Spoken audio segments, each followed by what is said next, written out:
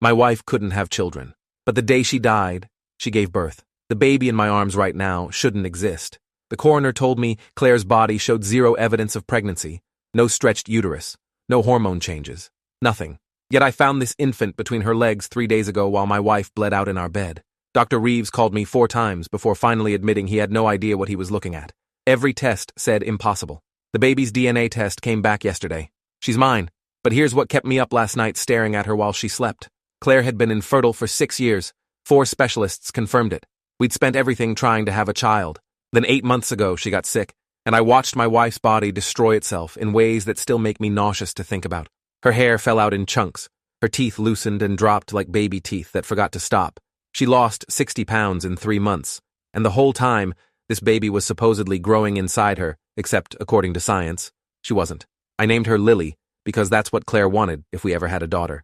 That conversation happened 7 years ago in our kitchen, after our 3rd failed IVF attempt. Claire cried and said, maybe we should just accept it wasn't meant to be. Now Lily's 6 months old and I'm terrified. Not because she's difficult. The opposite. She never cries unless something's actually wrong. She sleeps through every night. She started smiling at exactly 6 weeks, like the baby book said she would. She's perfect. Too perfect. My mother-in-law Sophie came to help those first few weeks, and commented on how easy Lily was, how she barely fussed even during diaper changes. Sophie said Claire had been a colicky nightmare for the first year, screaming for hours every evening. But Lily just watches me with these calm, knowing eyes that sometimes make my skin crawl. The thing that made me start keeping notes was the birthmark. Claire had this distinctive birthmark on her left shoulder blade, shaped like a crescent moon. Our dermatologist had offered to remove it years ago, but Claire refused, said it was her signature mark. 3 months ago, while giving Lily a bath, I noticed a pale mark forming on her left shoulder blade. Same location, same crescent shape. I told myself I was seeing patterns that weren't there, that grief was making me paranoid. Then Lily started reaching for things Claire used to love. Claire collected vintage teacups and kept them on a high shelf in our living room. Her favorite was this delicate blue and white porcelain one from her grandmother. When Lily was 4 months old, barely able to hold her head up properly, she'd crane her neck to stare at that shelf. One day, I was holding her near the bookcase, and she'd lurched forward with her tiny hand, reaching specifically for that blue cup. Not the red one next to it, not the yellow one on the end. The blue one Claire used every morning for 8 years. I moved the cups to a closet that night. My best friend Marcus came over last week to check on us. He'd been Claire's friend first, known her since college, and he brought some of her belongings that had been in his garage. Photo albums, old journals, stuff from before we met. While he was there, Lily started fussing, which was unusual. Marcus tried to calm her down, and she screamed. Not baby crying, but full-throated screaming like she was terrified. She'd never done that before with anyone. Marcus looked hurt and handed her back to me. She stopped immediately and stared at him with this cold expression that didn't belong on a baby's face. After Marcus left, I remembered something Claire had told me years ago. Marcus had proposed to her in college. She'd turned him down, said she knew immediately he wasn't the one. They stayed friends, but it had been awkward for years. Why would a 6-month-old react to him like that? The pediatrician says Lily's development is advanced. She started grasping objects earlier than expected. Her eye contact is unusually sustained. At her last appointment, Dr. Walsh commented that Lily seemed to study people's faces like she was trying to figure them out. Most babies that age just look around randomly. Lily tracks people with intent. She watches me constantly, following my movements around the room with her eyes. Sometimes I catch her staring at me with an expression I can't read. Not blank baby staring. Something else. Recognition, maybe. Last month, I started going through Claire's medical records, trying to understand what killed her. The deterioration had been so rapid and brutal. I needed to know what disease could do that. But here's what I found that made my hands shake while reading. 8 months before Claire got sick, she'd gone to a new doctor, a specialist her friend had recommended, Dr. Yuki Ashford. I'd never heard that name before. Claire never mentioned seeing anyone new. I called every medical practice in the state. No Dr. Yuki Ashford exists. I checked Claire's bank statements from that period. 3 payments of $500 to something called Ashford Wellness Center. I searched that name. Nothing. Not online, not in any medical databases I could access. Just those 3 payments, and then Claire got sick. Her decline started exactly 2 weeks after the last payment. Sophie came over yesterday with some of Claire's childhood things she thought I might want for Lily. Old baby clothes, a christening gown, some toys. She was sorting through a box when she froze, pulled out this worn stuffed rabbit and stared at it. She said Claire had been obsessed with this rabbit as a toddler, carried it everywhere, had a complete meltdown if they couldn't find it. Sophie tucked it in Lily's crib as a keepsake. That night, I heard sounds from the nursery on the baby monitor. Not crying, cooing and gurgling, happy sounds. I pulled up the video feed on my phone. Lily was awake, holding that rabbit, pressing its worn ear against her cheek exactly how a child would comfort themselves with a beloved toy. She was 6 months old. Babies that age don't have the motor control for that kind of deliberate, meaningful action. They grab and mouth things randomly. This was intentional, practiced, like she'd done it thousands of times before. I went into her room, and she looked at me without surprise, still clutching that rabbit. I tried to take it away, and she gripped it tighter, her little fingers surprisingly strong.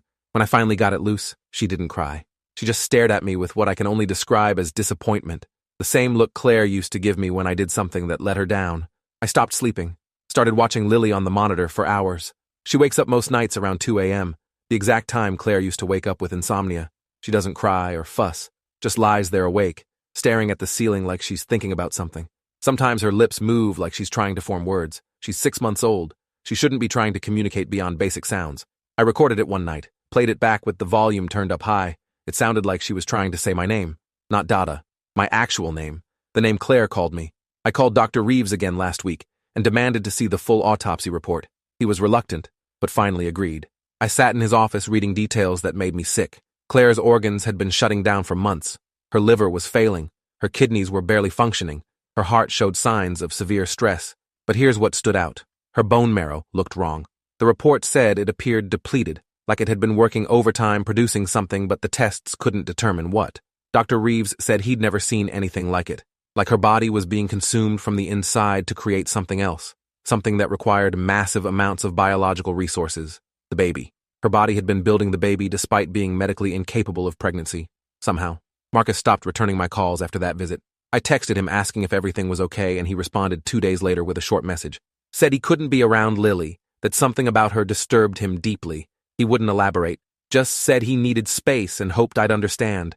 I didn't understand. Marcus had been planning to be Lily's godfather. We joked about it while Claire was sick, trying to maintain hope that things would get better. Now he was cutting us off completely. I went through Claire's phone last night while Lily slept. I'd avoided it for months, couldn't bear to see her messages and photos, but I needed to know about Dr. Ashford. I found emails buried in a folder Claire had labeled Project Hope. The earliest one was from 9 months before she died. A friend of hers, Whitney, had recommended this holistic fertility specialist who supposedly had success where conventional medicine failed. Claire had been desperate enough to try anything. The emails to Dr. Ashford started hopeful. Claire explaining our situation, the failed IVF attempts, the diagnosis of permanent infertility.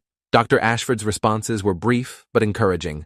Said she specialized in cases like ours, used alternative methods that modern medicine didn't understand yet, required complete privacy, and couldn't share details until Claire committed to the treatment. Claire committed. The emails showed her getting more excited over weeks. Dr. Ashford never explained the actual treatment, just asked increasingly personal questions. Claire's medical history going back to childhood, her parents' health, her grandparents, details about her personality, her fears, her dreams. One email from Claire mentioned feeling uncomfortable with how personal the questions were getting. Dr. Ashford responded that the treatment required understanding the whole person, not just the body, that creating life was sacred work that demanded complete knowledge. The last email from Dr. Ashford was dated exactly 8 months before Claire died. It said the treatment had been successful. Claire should expect to feel unwell as her body adjusted, that the discomfort was temporary, but the result would be worth it. She should tell no one, especially not her husband, until it was certain. Claire responded asking what she meant by successful, that she hadn't felt different yet. Dr. Ashford never replied. 2 weeks later, Claire started getting sick. I spent hours searching for Whitney, the friend who'd made the recommendation, found her on social media finally. She'd moved to Oregon. I called her number and a man answered. Said Whitney had passed away 14 months ago. Cancer. It came on suddenly and aggressive. She was dead within 6 months. I asked when she'd gotten sick. He thought for a moment. About 18 months ago, right after she'd visited some alternative medicine doctor for fertility treatment. I'm standing in Lily's nursery right now at 3 a.m. She's awake, watching me from her crib. I haven't slept in 2 days. My hands are shaking as I type this on my phone. An hour ago, I was going through more of Claire's things and found a journal she'd hidden in her closet. The entry stopped about a month before she died, when she was too weak to write, but the final entry said something that made my blood freeze. She wrote that she'd made a terrible mistake, that the doctor had lied to her. The treatment wasn't about creating a baby the normal way. It was about transfer. She didn't understand what that meant until it was too late. Her body was breaking down to build something new, not a baby conceived in the normal sense, something else. She wrote that she could feel herself disappearing, like her consciousness was being pulled apart and reformed. She was terrified, but also curious. Would she remember? Would any part of her survive in what came next? The handwriting in that final entry was shaky and hard to read. The last line said, if this worked, she was sorry. She hoped I could forgive her for what she was about to put me through. Lily is staring at me right now with eyes that seem too knowing for a 6-month-old. She started making new sounds this week. Still not words, but closer.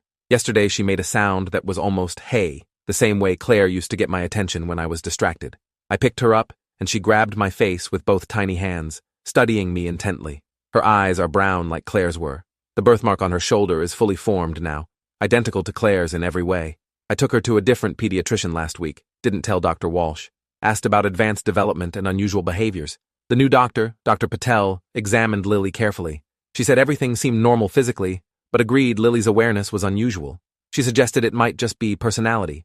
Some babies are more alert than others. But then she asked me something strange. She wanted to know if there was any family history of reincarnation beliefs. I must have looked confused because she explained that in her culture, they believed souls sometimes returned quickly, especially if they left suddenly. Sometimes they came back through the same family. She'd seen cases where young children remembered details from past lives. Usually it faded by age 5 or 6 as new memories overwrote the old ones. I told her that sounded impossible. She smiled sadly and said most things were impossible until they happened. I'm watching old videos of Claire on my laptop right now. Lily's asleep in my arms. I'm comparing mannerisms, trying to convince myself I'm wrong about this, but Claire had this specific way of scrunching her nose when she was thinking. I've watched it in dozens of videos. Lily did it yesterday while looking at a children's book. Same exact expression. Claire used to tap her fingers in a specific rhythm when she was bored or waiting. 3 quick taps, pause, 2 more taps. It was unconscious, something she didn't even know she did. Last week at a restaurant waiting for food, I looked down at Lily in her high chair. Her tiny fingers were tapping the tray. 3 quick taps, pause, 2 more. Marcus called back finally. Said he needed to tell me something but was afraid I'd think he was crazy. I told him nothing could sound crazy to me right now. He said when he held Lily that day she screamed. He looked into her eyes and saw recognition. Not baby recognition, adult recognition. Like she knew him and was angry with him about something. He said it reminded him of how Claire looked at him at her wedding to me. Angry and disappointed that he'd shown up after initially declining. He'd never told anyone, but he'd skipped the ceremony and only came to the reception. Claire had been furious, even though she tried to hide it. I'm sitting in Claire's old home office right now. Lily's in a playpen beside me, quietly playing with soft blocks. I've been going through Claire's laptop, searching for more information about Dr. Ashford. Found something that made me stop breathing for a full 10 seconds. A folder of PDFs Claire had downloaded about something called somatic cell reincarnation. Fringe science articles from questionable sources. But the theory was there. Under extreme circumstances, with the right biological manipulation, consciousness could be transferred from a dying body into new tissue being formed from that same body's cells. Not a separate baby, a regeneration. I clicked on one article that had been read multiple times. It explained that the original consciousness would need somewhere to anchor during the transfer. The new body would have to be created from the old one's genetic material, but developed in a way that appeared natural enough to avoid suspicion. The process would destroy the original body completely as all its resources went into building the new one. The article was written by someone with no verifiable credentials. It read like science fiction, but Claire had highlighted entire paragraphs.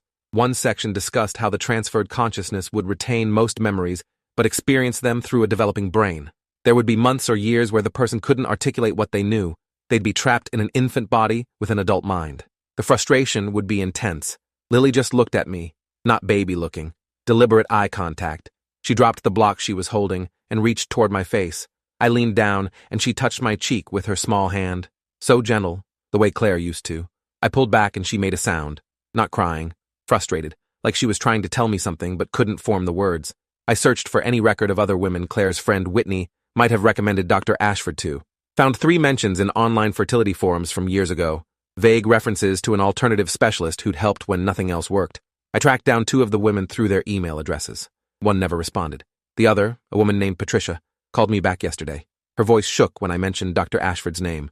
She said she'd seen the doctor 4 years ago, paid $500 for a treatment she still didn't understand, got pregnant immediately after trying for 8 years, had a healthy baby boy. But Patricia said her son terrified her, the way he looked at people, the way he seemed to understand things he shouldn't. She'd given him up for adoption when he was 11 months old, couldn't handle it anymore. She was crying by the end of the call, said she knew it made her a terrible mother, but something wasn't right about that child. He felt wrong. I'm watching Lily sleep right now through the monitor. She's 9 months old today. Started pulling herself up on furniture last week. Dr. Walsh says she's ahead of schedule developmentally. What he doesn't know is that yesterday I watched her try to open a cabinet using the child lock mechanism, not random baby grabbing. She was deliberately trying to press the release button. She got frustrated when it wouldn't open and looked at me like she expected me to help. The look wasn't helpless, baby. It was annoyed adult.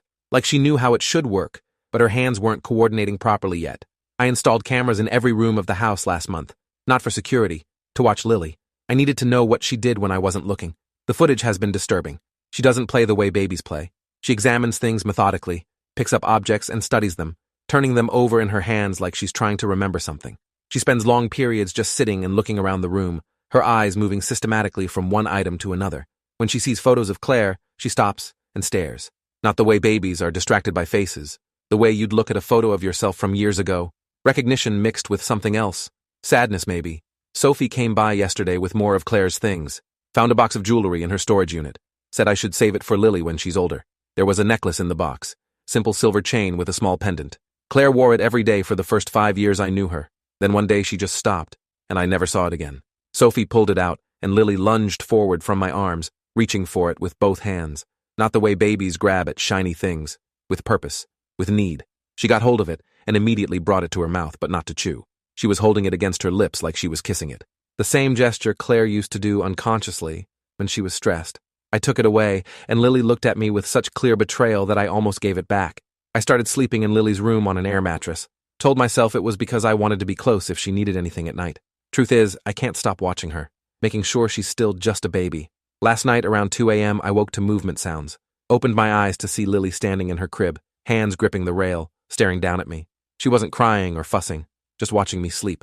When she realized I was awake, she didn't startle or get excited. She just maintained eye contact. We stared at each other for maybe 30 seconds before she slowly sat back down and lay back like nothing had happened. I drove to the address where Claire's bank statement said those payments went. The Ashford Wellness Center. It was an office building in a medical complex across town. Suite 237.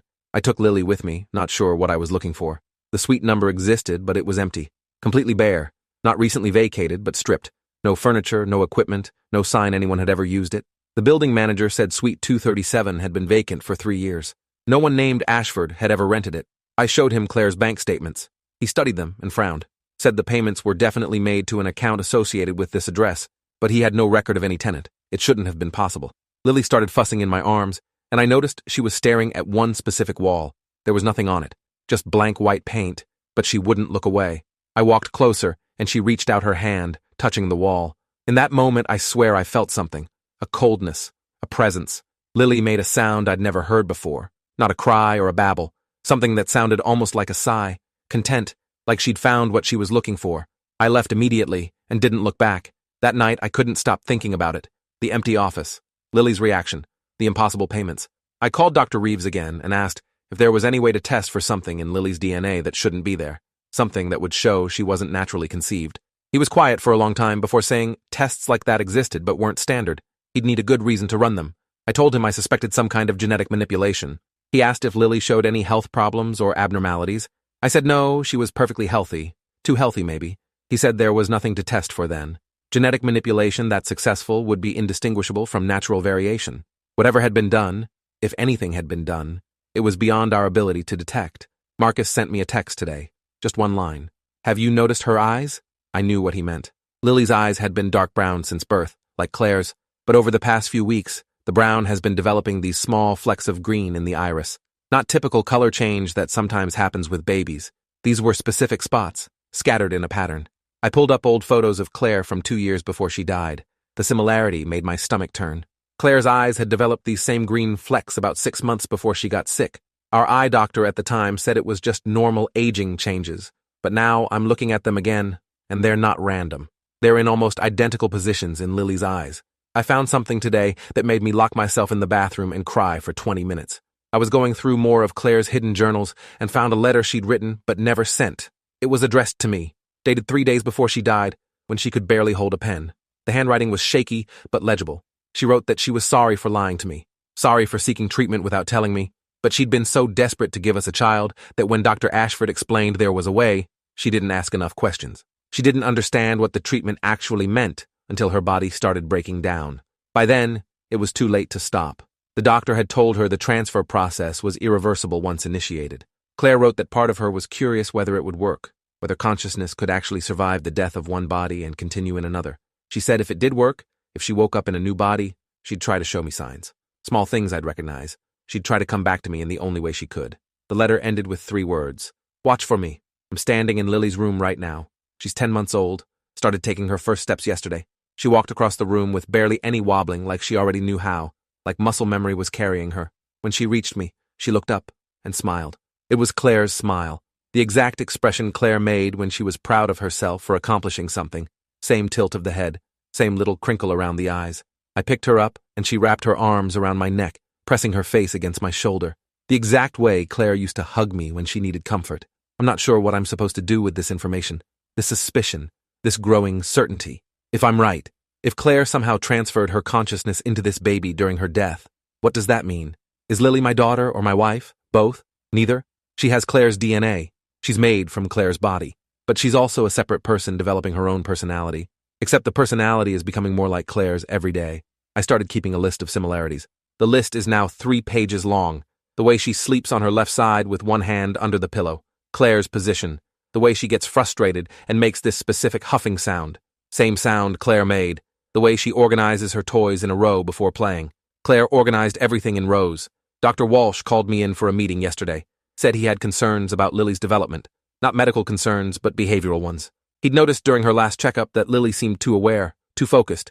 She made eye contact that was unusual for her age and seemed to respond to conversations she shouldn't understand. He asked if I'd noticed anything strange at home. I lied.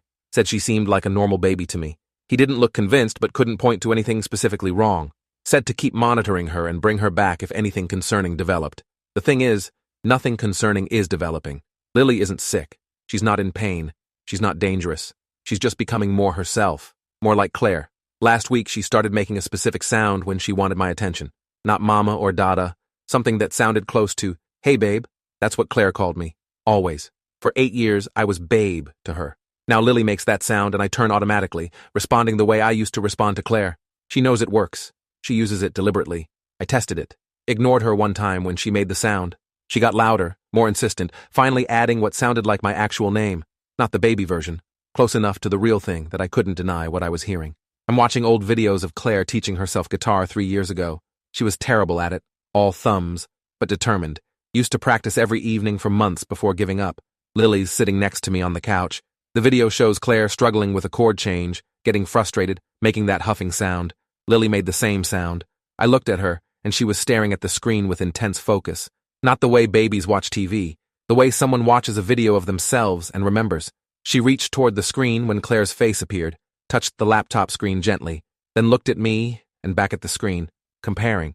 I think she's trying to tell me she understands, that she knows what this looks like, that she remembers being that person in the video. Sophie called today asking if she could take Lily for the weekend. Said she missed having a baby in the house and wanted grandmother time. I made an excuse. Said Lily had a cold. Truth is, I can't let her go. Not because I'm afraid something will happen, because I'm afraid of what Lily might do or say. What if her developing verbal skills start forming words Sophie recognizes as Claire's? What if she shows knowledge of things only Claire would know? I can't risk it. I need more time to understand this before anyone else figures it out. I found more information about somatic cell reincarnation buried in fringe science forums. One thread from 8 years ago discussed a researcher who'd been experimenting with consciousness transfer using stem cells. The researcher's name was Ashford, Dr. Y. Ashford. The thread said the research had been shut down after ethical violations. Human experimentation without consent. The researcher disappeared after the investigation. Went underground. Some posts speculated Ashford continued the work privately, seeking desperate subjects who'd pay anything and wouldn't report complications. The description matched everything. Claire had been desperate. Dr. Ashford had found her somehow. Offered a solution that seemed impossible but worked. The transfer had succeeded. Claire's consciousness had moved into the new body being built from her dying cells.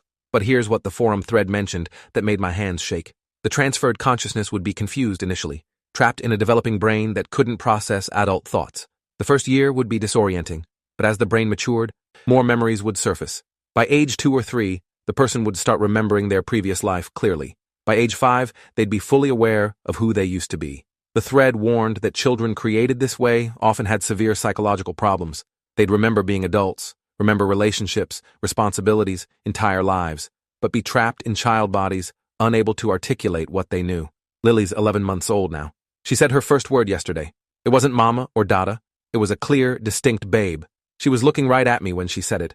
I pretended not to hear, acted like it was just random babbling, but she said it again, louder, more insistent. When I finally made eye contact with her, she smiled. That same satisfied smile Claire got when she won an argument. like she'd proved her point. I'm terrified of what happens next.